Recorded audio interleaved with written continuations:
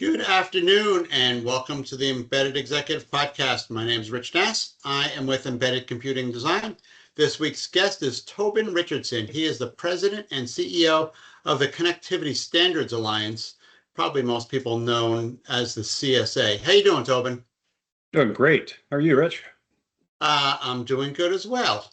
Um, so to put this into context for the audience, you and I met recently and we went over a whole list of subjects. And I think by the end of this, you were probably pretty annoyed with me because I kept ramming them down your throat saying, why? But I thought this would be good to get on a podcast and ask you the same questions. Why a lot of this stuff? Yeah. So before we do that, you guys recently hosted the first ever Unify event. Was that the first one? It was, yeah, and definitely not sick of it. Those why questions keep us, smarter and stronger and building better. So happy to have that. Yeah, we just had our first Unify. We had a great lineup, 2.5 days of sessions, programs, bringing together really all parts of the product development on open standards and connected standards. And loved our guest Kevin Ashton, who called it the Davos of IoT. And I think we had a bit of that, which was great. And I hope as we progress it, we actually can earn that for real. But a great few days together looking at how all these things work together. Small side note, I actually just got Kevin's book, the story of stories that I haven't started yet, but he was very interesting. So I figured this book is probably very interesting as well. I'll It's a report good back read. on that. Yeah, it's a good read. You'll Very like it. good. Okay. Um, so to make sure people know who the CSA is, what do you guys do? Yeah, you bet. We're one of several different standards and development organizations like the Wi-Fi Alliance, the Bluetooth SIG, the Thread Group that bring together companies who agree on technical specifications for how those devices and that technology will work. We really bring to the market those technologies in a way that companies know how to implement them and make them work. So it's all the things that work in the background that nobody ever hears about or knows about, but makes everything function appropriately and properly. Today, we represent companies from 54 countries, the 945 plus companies from around the world, and upwards of 10,000 people in our community, whether engineers, product developers, lawyers, anybody and everybody from these companies. So a really strong community building the Internet of Things, smart home, smart building. Very good. You mentioned the Thread Group. I actually had Ann Olivo as a guest in the podcast just last week.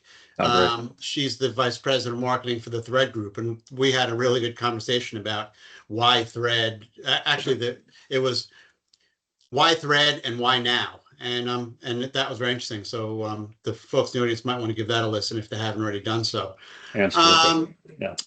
You passed over very briefly just a second ago a topic that I'd like to come back to about how standardization can help innovation. And I want to turn that around and ask you if that's actually true. Does standardization help people innovate?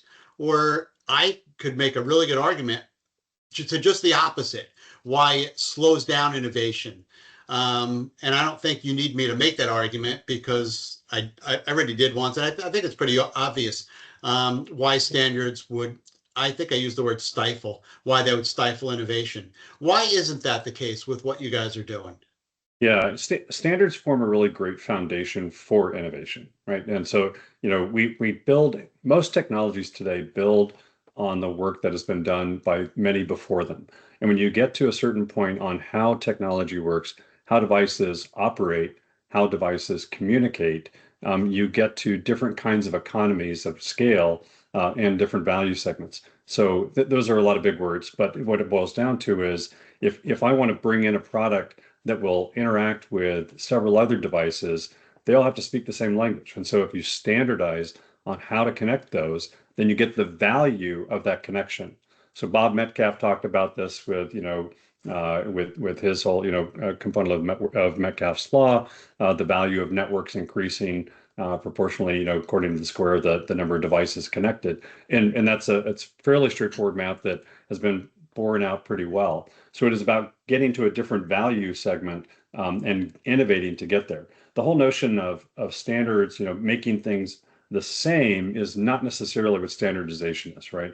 It is about standardizing and enabling a larger platform for companies to build on, and that's where I think sometimes that may be conflated with stifling innovation, but it's not. It's getting a different value capture in a different part of the market. Yeah, that's really interesting. And you sort of cut off my next question before I could even ask it. Where I was going to say, are you forcing people to design to the lowest common denominator to make sure that they comply? But it sounds like that's not the case. Yeah, and that's my favorite term, probably. And I'm sure you'll probably get sick of it hearing me say it, right? Which is we focus on the highest common denominator, right, versus the lowest common denominator. As we build and the standard, grows and evolves and solidifies too over the course of time, the intention there is too that the standard never holds still, right? So if there is area for innovation, companies will find it, right? And there may be a different way to achieve certain things that are in the core spec. Great, awesome. And if there's a way to go capture value on that while it's, in your own IP bundle, good for you, go do that. And then when it gets to a point where you want to take advantage, then back to that, that larger economy or the economies of scale, then you fold that back into the standard. So it's not a binary, once I'm into the standard, I'm stuck, I'm locked in. It is really about, growing markets and growing different value segments. So I think there it's again, it's not binary, it's not black or white. It just is something that evolves. Plenty of Now room for innovation. Yeah. you're working in two areas that absolutely require standardization, but at the same time, when you move throughout different geos of the world, everybody's got their own way of doing things. And what I'm referring to is the wireless standards, the various protocols, because you're messing with a lot of them, and also security. What you do in North America is very different from what you do in Western Europe, which is different from what you do in Asia. So how do you make all those people come together? Yeah, well, so keyword make, right? We can't make anybody come together. You have to kind of set the table and and put the right items on the menu to draw people in. And that's I think been one of the strengths of our alliance is that we're learning from what Wi-Fi and Bluetooth did. Heck, we're learning from what our own members have done with Zigbee over the different years. And I think why we're fortunate to host the Matter standard within the alliance. To your point, two parts to that. One, different countries have different jurisdictions. They have different governance models, and we're seeing that really hyper evolve right now on policy around security of devices. And so the benefit of 940 odd plus companies working together is they operate in all these different jurisdictions. So when we come to kind of that highest common denominator, what is relevant in the standard, and then what is left to policymakers, right? So establishing certain key lengths and security decisions in the device itself is something that I think everybody is seeing how their individual implementations work. Bring that in together. That's what gets baked into that core piece. And then you leave that to what might be determined by the CRA in Europe, what might be determined by different, security requirements in China, and of course, different restrictions that might happen in the U.S. too. So, a lot of different moving pieces. And again, back to my prior point, these things will evolve, right? And so, making sure that we have an open, transparent way of working is the important part to how to get people to show up. Okay. Shifting gears a little bit, our audience here at Embedded Computing Design, we have a lot of folks who are in the industrial, automation, robotics, and those types of spaces. And I often ask, what's up with Matter in industrial? So I'll ask you the question, what's up with Matter in industrial? Yeah, so hopefully a lot, and soon. Right now, a lot of what you hear in the press or that's covered externally, of course, is really this buy it online, buy a single device, put it into your existing platform. Matter supports structurally and architecturally a lot more than just DIY smart home, right? And we have the members that have joined the alliance to really pull Matter into different market segments because of the value that it provides. So I think you'll start to see Matter adopt into commercial smart building. We're already seeing that along with its, close cousin Alero as that goes into market. So there's a lot of applications there. If you look at what we did with Zigbee and smart energy, let's call that industrial smart meter, both reading as well as demand response programs. There are already work areas focused on that too. So I think, Matter and industrial has a bright future. We're a member-driven organization, so it's a really, a point of those companies coming in and defining that evolutionary path for how to manage that. And you mentioned the wireless standards ahead of time too, right? So Matter is an IP-based standard. It's most closely aligned with Wi-Fi, Thread, and to a degree Bluetooth and Ethernet. So as you look at industrial applications, that's kind of the ready mix of standards you can throw at it right now. But there may be other use cases that need to evolve. So, and of course, that all takes time. So all in the future. Yeah. You said a word in there that I want you to come back to, Olero. What is it and why is it important? Yeah, Luro is really exciting. It's an access control framework for building access, home access that historically, as you look at fragmented markets, closed ecosystems. Again, that's usually how you see the first part of technology evolving. If you and I effectively now want to go into one building or go to another, we're going to need different credentials to get into those different buildings. To a degree, that makes sense. To another degree, that creates complexity that doesn't necessarily have its own value. So coming up with a common way to do that both affords an end consumer an easier experience, but also provides better security for building managers, for you and I managing our own residences.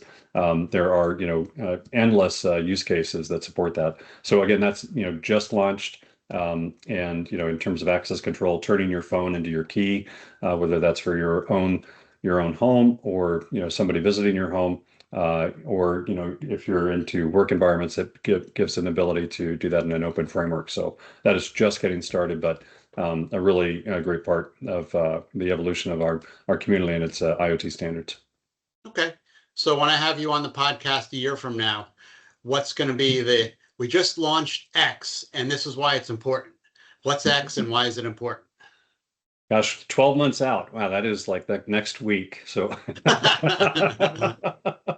I think, I think over the, we've got these great standards moving forward. So I think what you're going to see launched are, better ease of use and deployment learnings for Matter and Alero. I think you'll start to see some of the first, large scale deployments where you can see great, this is the architecture. These things take time.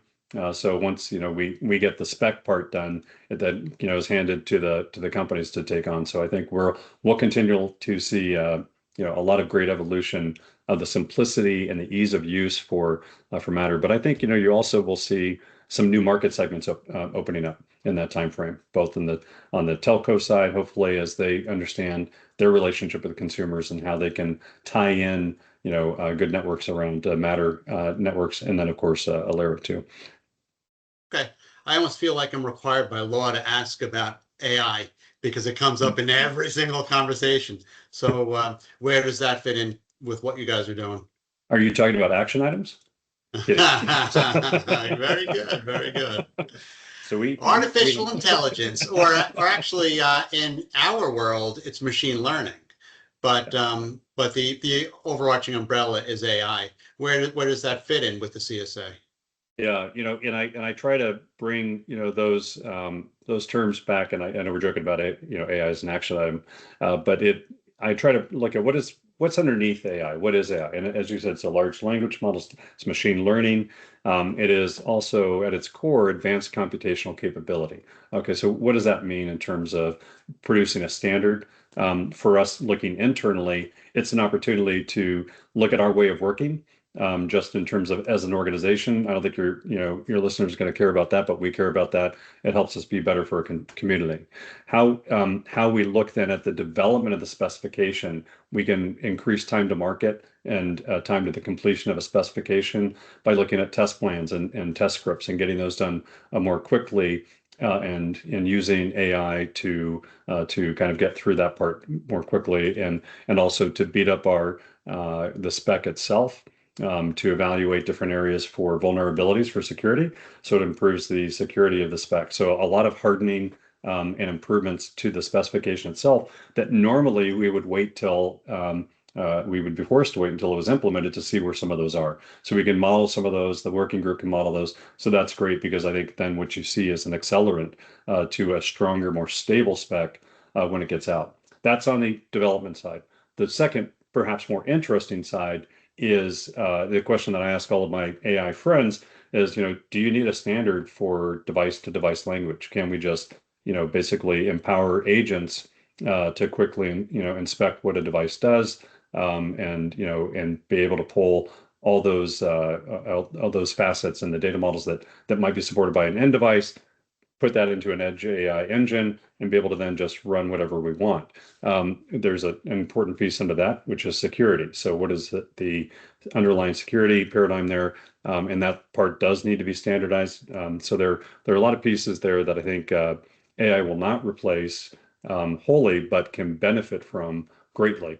And then lastly on that, as you look at coming up with just ambient experiences for consumers or being able to understand across different topologies what's happening with devices, having a common data model for those end devices is really useful to truly understand what's happening at a larger scale. And so then you can then create better services tailored to specific individuals. So I think there's a lot there that we will see over the next several years. We'll take some time to get there, but a lot of opportunity for AI to better manage systems and be able to tailor and offer better services to consumers based on what's learned at a gross level. So the bottom line is the work is far from complete. Far from complete, but AI, is a catch-all phrase, but this is the next industrial revolution. We should not mistake that. Yes, valuations are, every company is valued as owning the whole market, so it's a bit over the top right now, as we know. A little bit of a correction over the last several weeks, but we should not mistake that as hype. It is real, and it will affect everything we do. So you want to give a few stock tips while we're here? If I did, I'd first want to go and talk to my broker. Very good. Well, thank you, Tobin. This is really interesting, and this puts people on the path to where they can start the developments, and they can certainly go into the CSA to find more information and hopefully join the organization as well. I really appreciate it, Rich. And yeah, now is an important time to jump in. Don't wait on the sidelines. Make this part of your own DNA and your own company's DNA. So the only way to do that is to jump in. So look forward to even more folks joining. Awesome. That was Tobin Richardson. He is the president and CEO of the Connectivity Standards Alliance, and I am Rich Nass with Embedded Computing Design.